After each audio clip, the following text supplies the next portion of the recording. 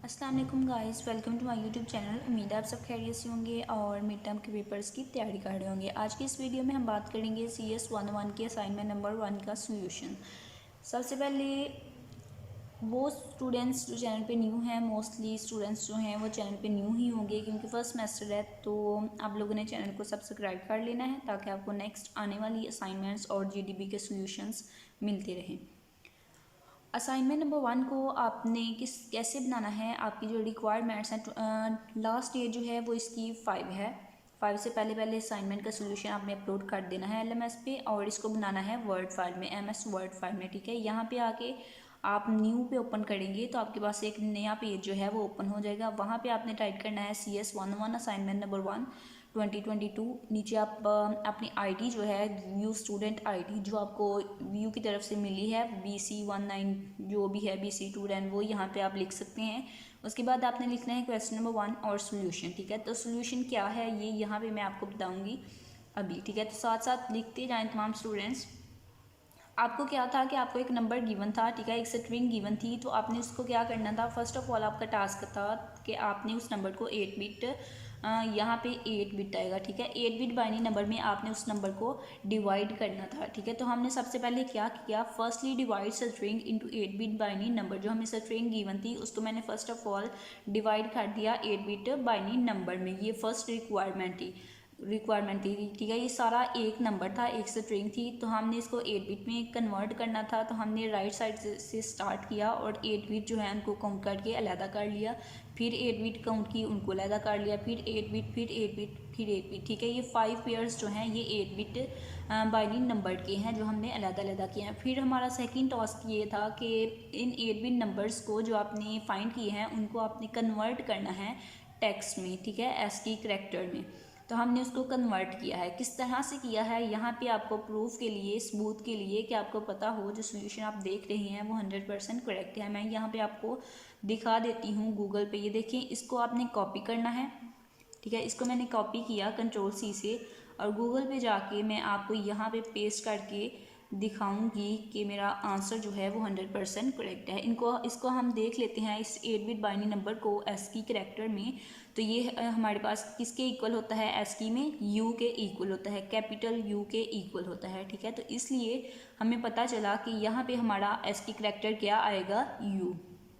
ठीक है, इसी तरह से तमाम नंबर्स को हमने चेक किया। इस नंबर को हमने चेक किया तो ये बाइनरी नंबर जो है, ये 8 बिट बाइनरी नंबर जो है ये इक्वल होता है किसके, स्मॉल n के। ठीक है, कैपिटल N नहीं लिखना, आपने स्मॉल n लिखना है। ठीक है, कैपिटल N और स्मॉल n का बाइनरी नंबर जो है वो चेंज होता है, तो आपने यहाँ पे स्मॉल n लिखना है। इसी तरह से जो नेक्स्ट 8 बिट बाइनरी नंबर था वो इक्वल है किसके, यहाँ पे कैपिटल स्मॉल आपने भी लिखना है। ठीक है, कैपिटल नहीं लिखना, स्मॉल लिखना है। ठीक है, तो यहाँ पे हम चेक भी कर लेते हैं एक दफ़ा अगेन कि ये नंबर किसके इक्वल है।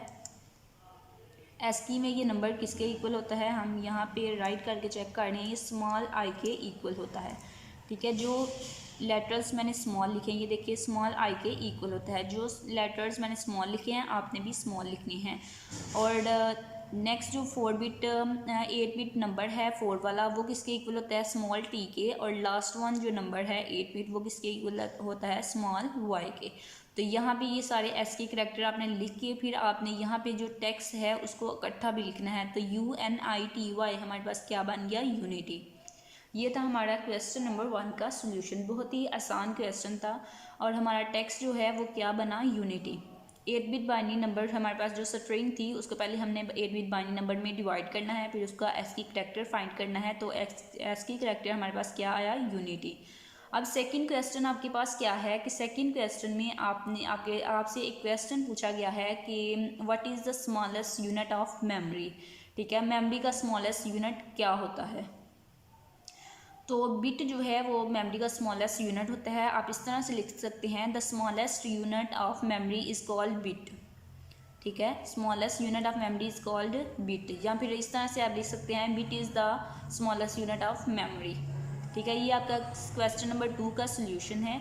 इस आंसर को आपने राइट करना है। नेक्स्ट है आपके पास क्वेश्चन नंबर 3। क्वेश्चन नंबर 3 में क्या है कि क्वेश्चन नंबर 3 में आपके पास फिलिंग द ब्लैंक्स थी कि क्या लिखा था कि आपके पास लिखा था 5 बाइट्स, ठीक है, और इक्वल आगे जो था वो फिलिंग द ब्लैंक्स थी, खाली जगह थी, ठीक है। तो हमने लिखना बताना था कि 5 बाइट्स जो हैं वो किसके इक्वल होते हैं।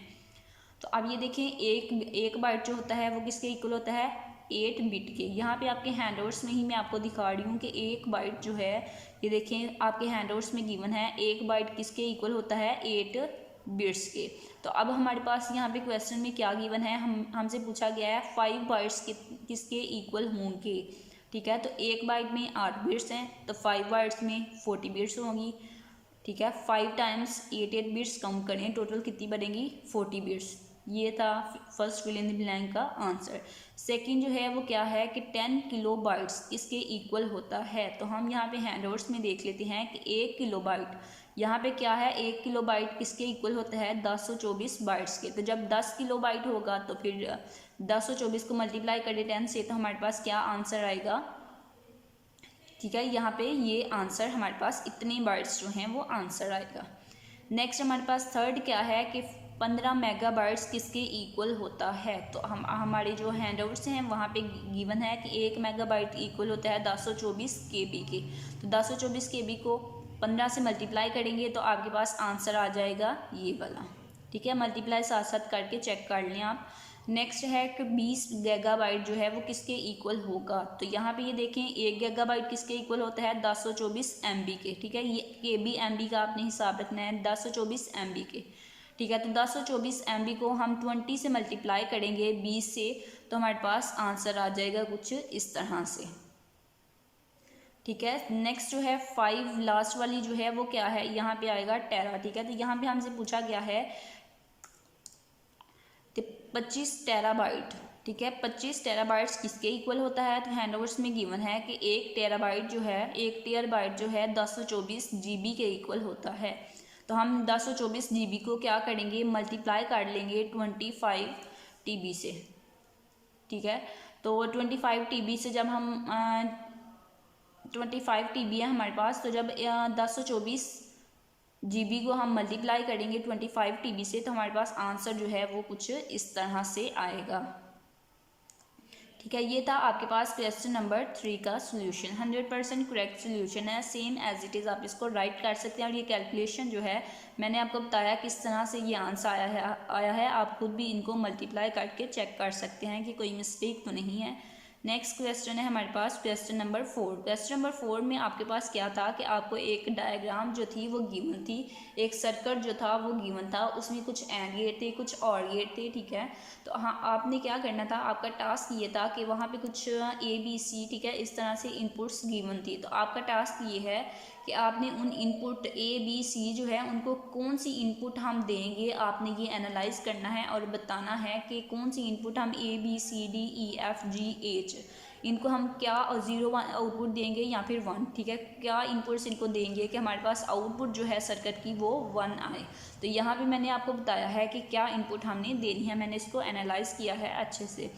तो A जो है उसकी इनपुट जो है वो 1 होगी, B की इनपुट 1 होगी, C की इनपुट 0 होगी, D की इनपुट भी 0 होगी और E की इनपुट 1, F की इनपुट 1 और G की इनपुट 0, H की इनपुट 1, ठीक है। तो इस तरह से इनपुट्स होंगी तो फिर हमारे पास आउटपुट जो है वो 1 आएगी, जो कि 100% करेक्ट हमारा सोल्यूशन होगा, ठीक है। उस जो एंड होता है, एंड पे जब 2 इनपुट सेम होंगी तो फिर उसका 1 आता है, और जो ऑड होता है उस पर एक भी इनपुट जो है वो 1 हो जाए तो आंसर जो है वो 1 आता है। मज़ीद इसको खुद भी आप एनालाइज कीजिएगा, जिस तरह से मैंने बताया है सेम उसी प्रोसेस से आप लोगों ने इसको सॉल्व करना है। तो हमारे पास जो आंसर है वो आउटपुट में 1 आएगा और इस तरह से आपका आंसर आएगा इनपुट्स का।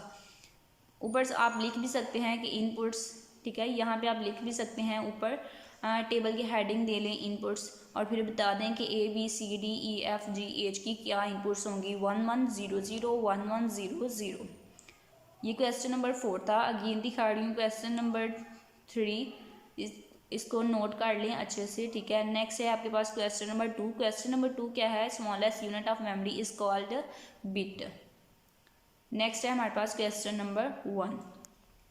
नोट कर ले तमाम क्वेश्चंस और लास्ट डेट से पहले 5 से पहले अपना सोल्यूशन जो है अपने LMS पे अपलोड कर दें। और इस लिखने के बाद, इस असाइनमेंट को बनाने के बाद आपने क्या करना है, यहाँ पे जाना है और सेव के ऑप्शन में जाके आपने इस फाइल को सेव कर लेना है। ठीक है, यहाँ पे आएगा आपके पास सेव का ऑप्शन। यहाँ पे सेव पे आके आप अपनी आईडी से इस असाइनमेंट को सेव कर लें। जो भी आपकी आईडी है BC, वो आईडी लिख के तो आपने उसको सेव कर लेना है। मज़ीद सॉल्यूशंस के लिए चैनल को सब्सक्राइब कर लें ताकि आपको हर आने वाली न्यू वीडियो की अपडेट मिलती रहे और सॉल्यूशंस आप तक पहुंचते रहें।